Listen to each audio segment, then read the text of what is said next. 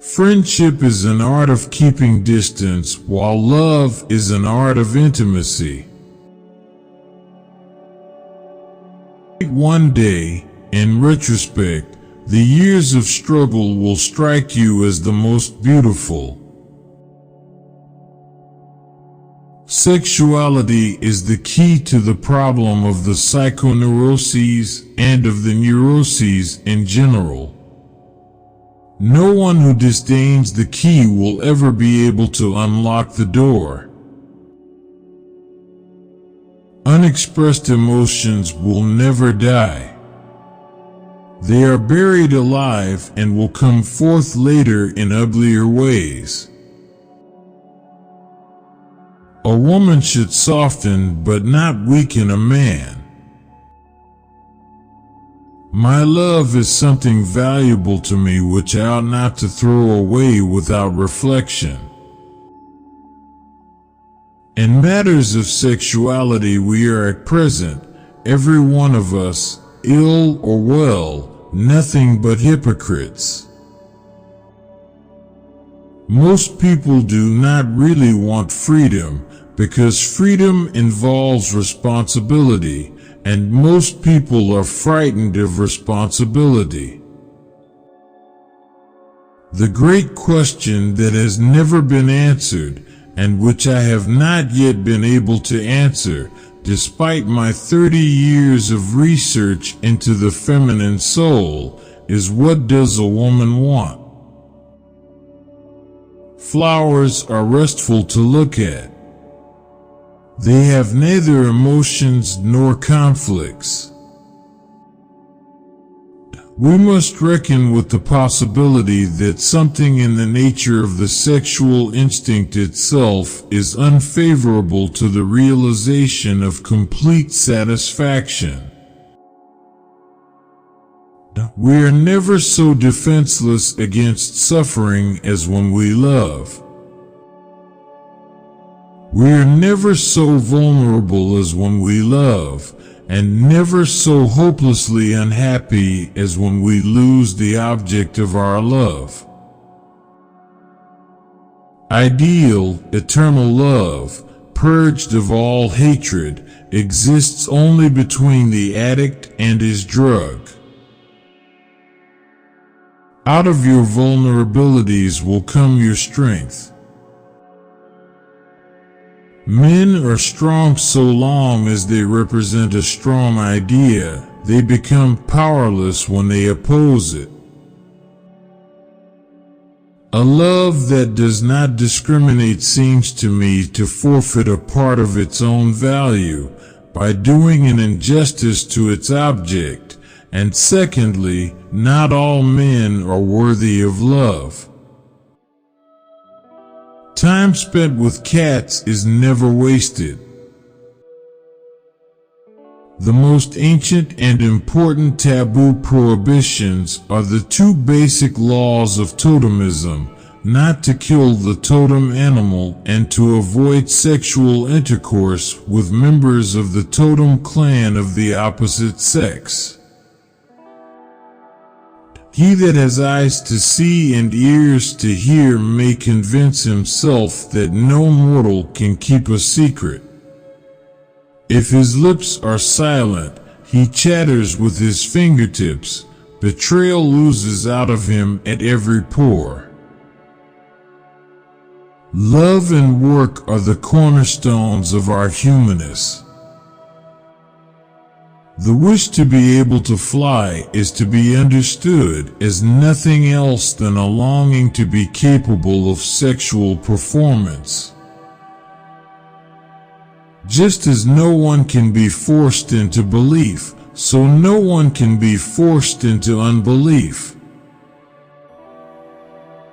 A man should not strive to eliminate his complexes, but to get into accord with them. They are legitimately what directs his conduct in the world. There is to my mind no doubt that the concept of beautiful had its roots in sexual excitation and that its original meaning was sexually stimulating. The challenge of leadership is to be strong, but not rude, be kind, but not weak, be bold, but not bully, be thoughtful, but not lazy, be humble, but not timid, be proud, but not arrogant, have humor, but without folly. A woman should soften, but not weaken a man. From error to error, one discovers the entire truth. A large part of what is real within us is not comprehended, and that which is comprehended is not real. Behavior of a human being in sexual matters is often a prototype for the whole of his other modes of reaction in life.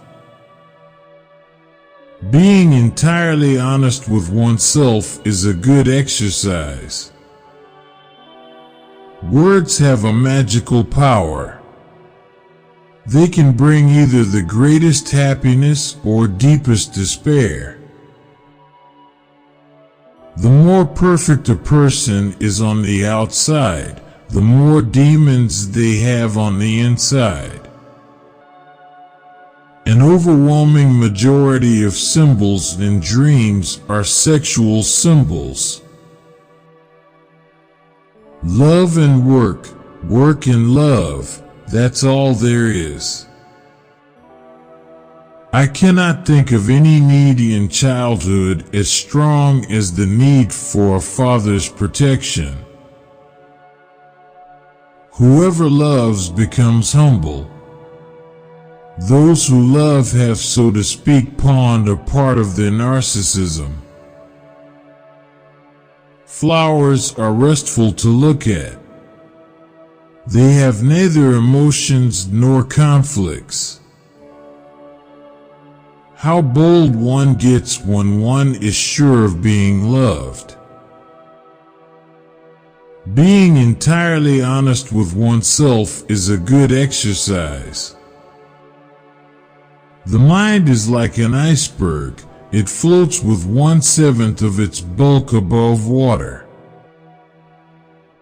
Everyone has wishes which he would not like to tell to others, which he does not want to admit even to himself. Love in the form of longing and deprivation lowers the self-regard.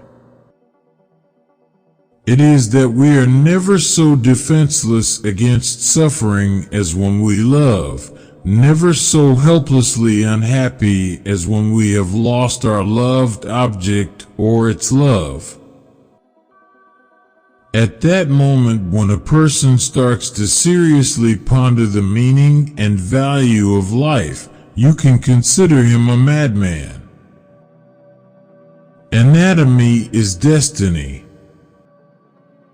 Great decisions in the realm of thought and momentous discoveries and solutions of problems are only possible to an individual working in solitude.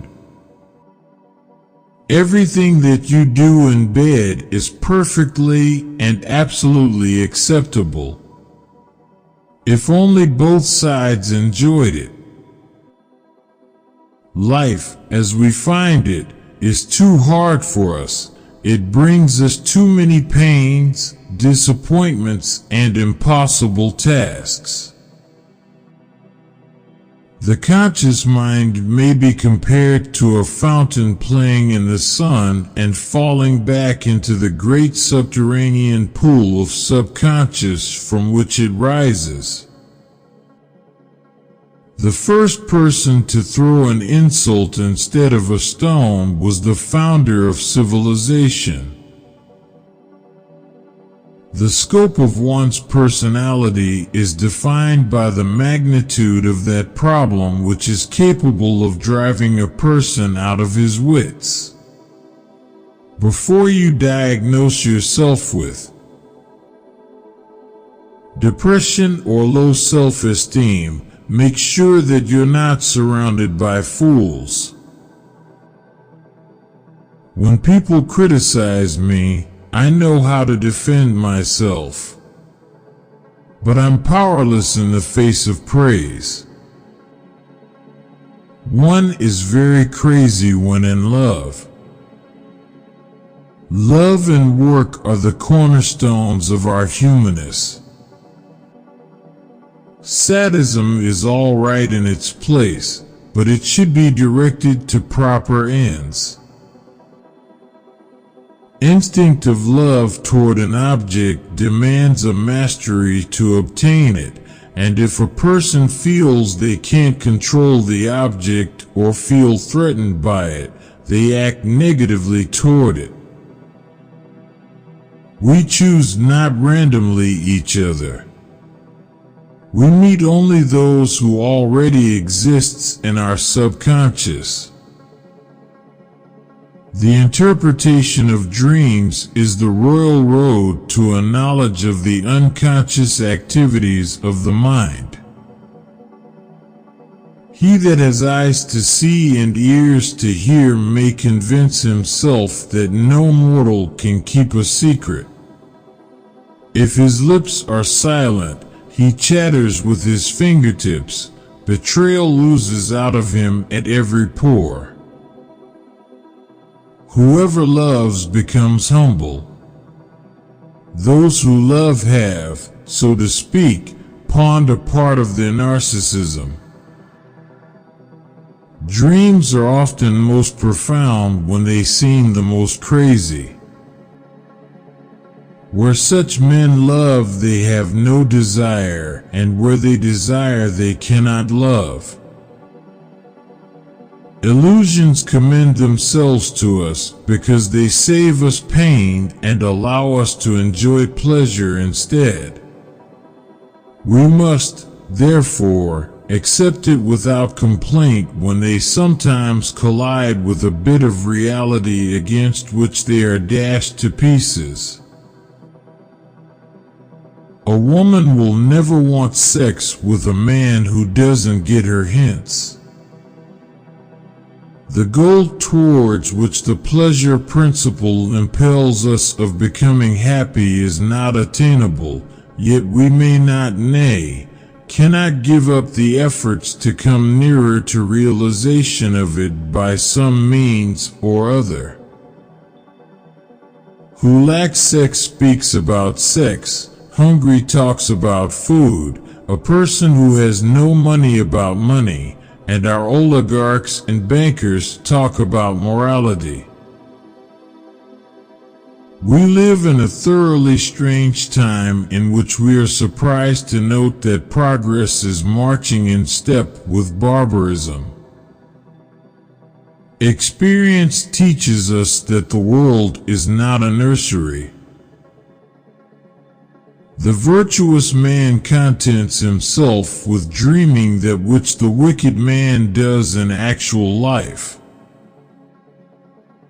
One thing about human beings puzzles me the most is their conscious effort to be connected with the object of their affection, even if it kills them slowly within. We can never give up, we only exchange one thing for another. We are so made that we can derive intense enjoyment only from a contrast and very little from a state of things.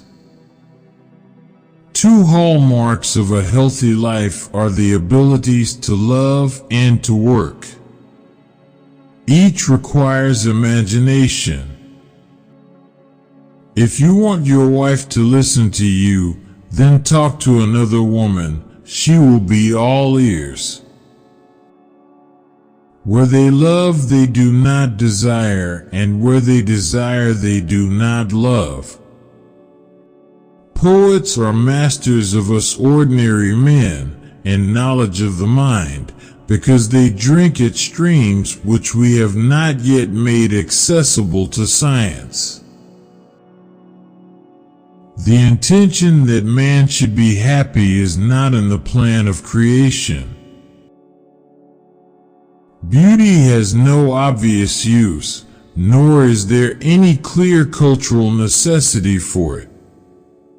Yet civilization could not do without it.